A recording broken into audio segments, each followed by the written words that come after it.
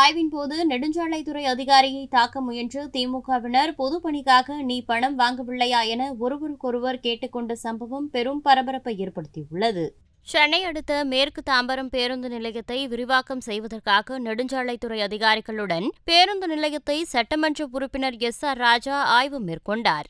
ஆய்விற்கு பின்னர் திமுக முன்னாள் கவுன்சிலர் கருணாகரன் மற்றும் மண்டல குழு தலைவர் காமராஜ் ஆகியோர் பழுதடைந்த முடிச்சூர் சாலையை ஏன் சரி செய்யவில்லை என நெடுஞ்சாலைத்துறை உதவி பொறியாளர் வசந்திடம் வாக்குவாதத்தில் ஈடுபட்டனர். அப்போது அவர் எரிவாயு பைப்லைன் பணிகளால் சாலை சீரமைக்கும் பணி தாமதமாவதாக கூறியபோது, எரிவாயு முக்கியமா சாலை முக்கியமா, எவன் பணம் கொடுத்தாலும் அங்கு போய்விடுவியா என மண்டல தலைவர் காமராஜ் அதிகாரியை கேட்டபோது, ஏன் நீங்க வாங்கலையா என அதிகாரி திருப்பி கேட்டதால் ஆத்திரம் அடைந்த திமுகவினர் அவரை அவதூறான வார்த்தைகளில் திட்டி தாக்க முயன்றனர். பின்னர் காவல்துறையினர் அவர்களை சமாதானம் செய்து நெடுஞ்சாலைத்துறை அதிகாரியை மீட்டு சென்றனர். இதனால் பேருந்து நிலையத்தில் பரபரப்பு ஏற்பட்டது.